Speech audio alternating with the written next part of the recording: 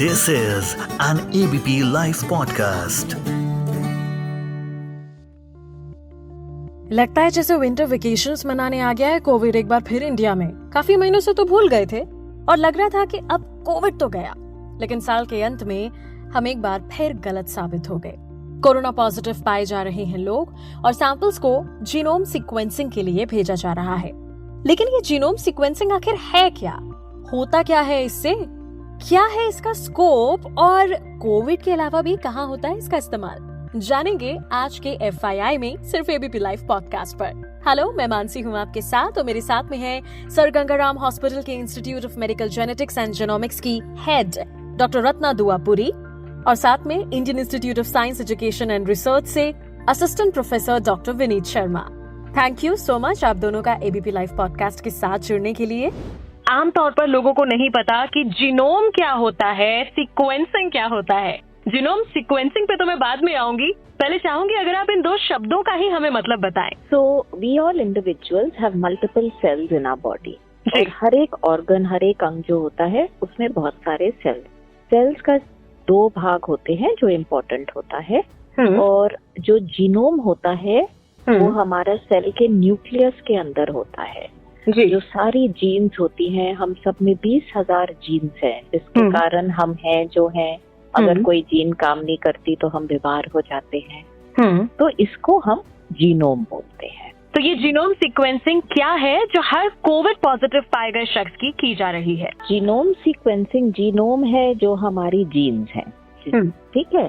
जब हम जीन्स को बारीकी में पढ़ते हैं, ये जीन्स बनी है 4 अक्षर से, ATGC। ये 4 अक्षर बार बार रिपीट होते हैं। तो जब हम ये ATGC इन ह्यूमन बींग्स, ये ऐसा है, कोविड वायरस का फर्क होगा। हर एक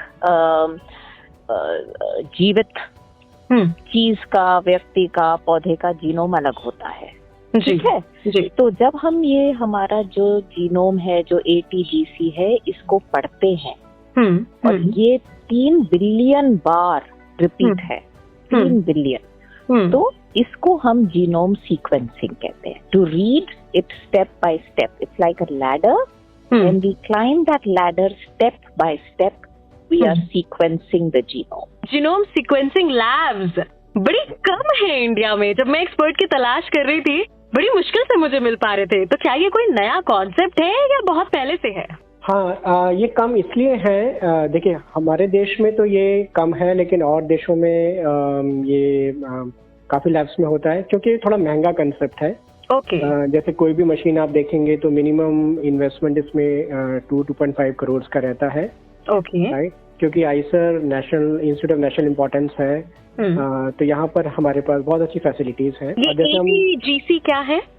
ये 4 न्यूक्लियोटाइड्स हैं, राइट, जिससे कि DNA बनता है, राइट। RNA में एक न्यूक्लियोटाइड चेंज हो जाता है, यूरेसिल आ जाता है।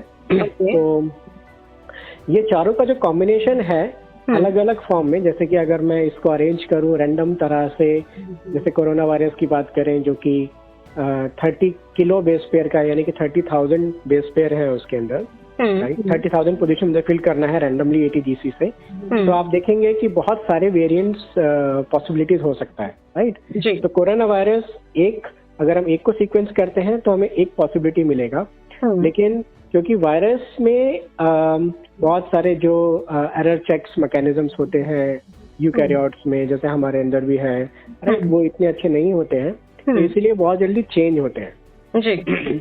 और डिफरेंट वेरिएंट्स बनाते हैं, जैसे कि अभी कोरोना के शायद 5 टोटल वेरिएंट्स तो पॉपुलर है ही, राइट। तो ये जो वेरिएंट्स हैं, अगर हम चाहते हैं कि हम समय पर एक नए वेरिएंट को डिटेक्ट कर पाए जी, तो हमें ये जीनोम सीक्वेंसिंग जितना जल्दी हो सके करना चाहिए। आखिर जो पता लगाने की कोशिश कर रहे हैं वो क्या है? कोविड के अगर केस में मैं आपसे बात करूं तो कोविड एक वायरस है, वो वायरस के भी एक जीनोम है जिसके कारण वो जीवित है। तो उसको भी हम एक पढ़ते हैं, जिससे हम एक रेफरेंस बनाते हैं। हाँ, जो शुरुआत हुई है वो इस रेफरेंस से शुरू हुई है। फिर हम सुनते हैं कि वो म्यूटेट होती जा रही है और इसलिए वो ज्यादा भयंकर बीमारी कर रही है या कम भयंकर बीमारी कर रही है, कम मात्रा की बीमारी कर रही है। तो म्यूटेट का मतलब उसका जो कोई एक अक्षर होता है वो चेंज हो गया। और क्योंकि वो चेंज हो गया, जो उसकी प्रॉपर्टीज होती है वो ज्यादा सीरियस भी हो सकती है और वो ज्यादा और कम बीमारी करने वाली भी प्रॉपर्टी होती है। तो इसलिए जब हम सीक्वेंस करते हैं हमको समझ आती है कि पुराने वाले रेफरेंस सीक्वेंस से कितना बदलाव आया है, तो इसलिए उसके नंबर बदलते रहते हैं। जीनोम सीक्वेंसिंग के और क्या फायदे हैं, कहाँ हम इसका इस्तेमाल करते हैं? 2000 में जो ह्यूमन जीनोम है that was sequenced and it was actually what we call ground breaking research। क्योंकि पहली बार हमको समझ आया कि हम में कितनी जीन्स हैं, वो क्या काम करती हैं, और आज की भी डेट में सारी जीन्स के तो बारे में हमको जानकारी भी नहीं है। पर जैसे टेक्नोलॉजी बढ़ती गई in all these years we have identified more and more genes in the body. So we know now that there are 20,000 genes। इसमें से 6-7 हजार जीन्स हैं जिनको अगर बदलाव आ जाता है हमें पता चलता है कि ये बीमारी आ गई।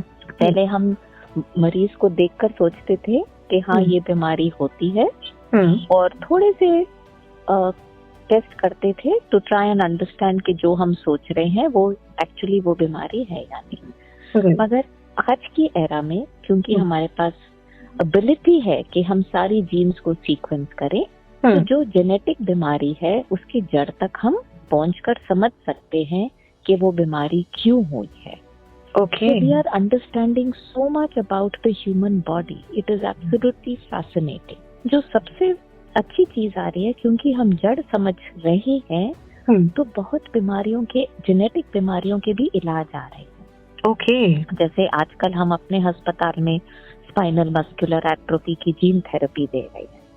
डुशेन मस्कुलर डिस्ट्रोफी एक जेनेटिक बीमारी है और ये कई मरीज है इसके इंडिया में।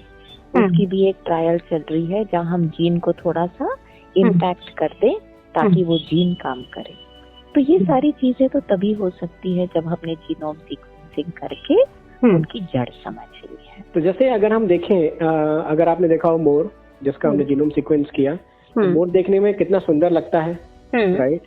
और कई तरह के मोर भी होते हैं, राइट, जैसे हरा और नीला बेसिकली, राइट। तो अगर हम देखें तो वो जो उसका एक लंबे पंख है जो वो छोटी शॉर्ट फ्लाइट्स ले सकता है, राइट, ये तो हमें दिखता है। लेकिन जब हमने तो इन्हीं चीजों को देखने के लिए कि उसके जीनोम में ऐसा क्या है जो कि वो इतना सुंदर है और अब तक सरवाइव भी कर रहा है, जबकि इतना बड़ा बल्कि पक्षी होने से वो आराम से शिकार किया जा सकता है या कोई भी छोटा मोटा जानवर भी उसका शिकार कर सकता है, लेकिन फिर भी वो अब तक सरवाइव कर रहा है और इतना सुंदर भी है। तो इन सबका जो क्लूज है, जो जीनोम है हमारा, वही जीनोटाइप टू फिनोटाइप बोलते हैं इसको हम। जीनोम है उससे ही हमारा जो जैसे हम दिखते हैं उसका पता चलता है, राइट। और जो हमारे फीचर्स हैं, जैसे कि मोर में हमने देखा कि वो उसके पंख कैसे बनते हैं, वो उसमें एक बहुत अच्छी चीज है कि जो इम्यूनिटी है ना मोर की, वो बहुत ज्यादा स्ट्रांग है, इसलिए शायद वो 15-16 साल भी जिंदा रह सकता है आराम से। तो ये ऐसे ही बैनियन ट्री है जो कि हजारों साल पुराना होता है, राइट। तो उसमें हमने पाया कि उसमें जो रिपेयर मैकेनिज्म्स है वो बहुत स्ट्रांग है, राइट, जिससे कि वो अपने आप को रिपेयर करता रहता है। बाकी ट्रीज 100 साल 150 साल में खत्म हो जाते हैं, लेकिन ये हजारों साल तक चल सकता है। तो ये सारी चीजें जो है ना उसके जीनोम में होती है। और ये हमें जीनोम सीक्वेंसिंग के थ्रू ही पता लगता है। हाँ, और एक बार जैसे हमने किया ना ये, तो उसके बाद जैसे अगर हम देखें कि आजकल कितने तरह के वीट यानी कि गेहूं हम उगाते हैं, राइट। अब भविष्य में क्लाइमेट चेंज भी होगा, राइट। तो अगर हमें जीनोम पता है तो हम उन क्रॉप्स को, एनिमल्स को, उनकी हेल्थ, डिजीज, ह्यूमन में भी इम्पोर्टेंट है, कैंसर में या नॉर्मल हेल्थ में, ओबेसिटी में, डायबिटीज में, है ना। अगर हमें जीनोम पता होगा तो हम मेडिकल फॉर्म में, हेल्थ फॉर्म में, सस्टेनेबिलिटी के लिए रिसर्च कर सकते हैं और उनको बेहतर बना सकते हैं, जैसे कि हम एग्रीकल्चर में करते हैं, या उसको हम बचा सकते हैं बीमारियों से या हेल्थ के लिए, राइट। तो ये सारा चीजें हम तभी कर सकते हैं जब हमें जीनोम पता हो। क्या आम आदमी इसको, इस टेक्निक का इस्तेमाल करता है आज के समय में इंडिया में? हाँ, बिल्कुल। जैसे बहुत तरह की जीनोम सीक्वेंसिंग है, जैसे कि अभी मेरे पास एक क्वेरी आया था, एक लेडी को IBD था, राइट। तो उन्होंने उनका गट माइक्रोबायोम जो हमारे पेट में 2 किलो बैक्टीरिया है, जो कि हमारी हेल्प करते हैं डाइजेशन में और बिहेवियर, मूड, बहुत सारी चीजों को इफेक्ट करते हैं, राइट। तो उनका हमें अगर कॉम्पोजिशन पता करना है और उसमें क्या बिगड़ गया है कॉम्पोजिशन में, इसको हम वापस ठीक कर सकते हैं, राइट। तो ये सब कुछ जीनोम सीक्वेंसिंग से ही पॉसिबल है, राइट। और इस तरह के लैब्स आजकल हैं जो कि आपका गट माइक्रोबायोम या कैंसर जीनोम या ये जो मार्कर्स हैं, पैटर्निटी टेस्ट, इन सब में जीनोम सीक्वेंसिंग यूज होता है। आज जो हमने टॉपिक लिया है कि ये जीनोम सीक्वेंसिंग क्या है, इससे रिलेटेड अगर आपको लगता है कि यूजर तक, एक लोगों तक जाना जरूरी है, वो इन्फॉर्मेशन अगर आप प्लीज शेयर करें। तो मैं ये बताना चाहती हूँ कि आजकल टेस्ट बहुत अवेलेबल है कंट्री में, मगर एज अ यूजर किसी भी मरीज को without the doctor prescribing, okay, and without consulting a doctor who actually understands it, test नहीं करने चाहिए, क्योंकि फिर वो बहुत एंजाइटी क्रिएट करते हैं अगर वो कोई भी उसको अच्छे से नहीं इंटरप्रेट कर सकता। जी। दूसरा ये है, कई बार हमको लगता है कि अगर हमारे बच्चे को कोई भी जेनेटिक बीमारी है और उसका कोई इलाज नहीं है, तो कई बार मरीज बोलते हैं कि हम इसका टेस्ट क्यों कराएं, क्योंकि आप तो बोलोगे कि इसका कोई इलाज नहीं है। मगर जड़ समझना जरूरी है, क्योंकि 5 साल पहले जिसका इलाज नहीं था वो कल को आ सकता है, because technology is advancing so rapidly. But until we have a confirmed diagnosis, तो हम वो इलाज ढूंढ भी नहीं सकते, है ना। और फिर जब किसी को परिवार में जेनेटिक बीमारी होती है, तो जो और भी उसके सिबलिंग्स होते हैं, कल को जब उनकी शादी होएगी, बच्चे होंगे, क्या उनके बच्चों में भी वो बीमारी होने की संभावना है? ये डिपेंड करेगा कि जिस बच्चे को बीमारी थी उसका क्या पक्का डायग्नोसिस था।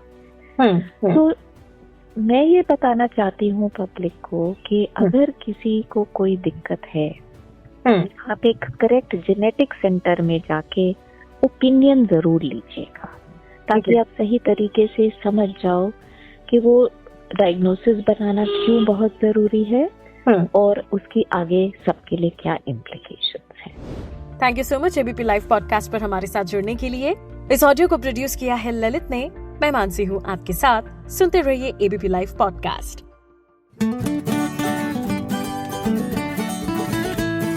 This is an ABP Live podcast.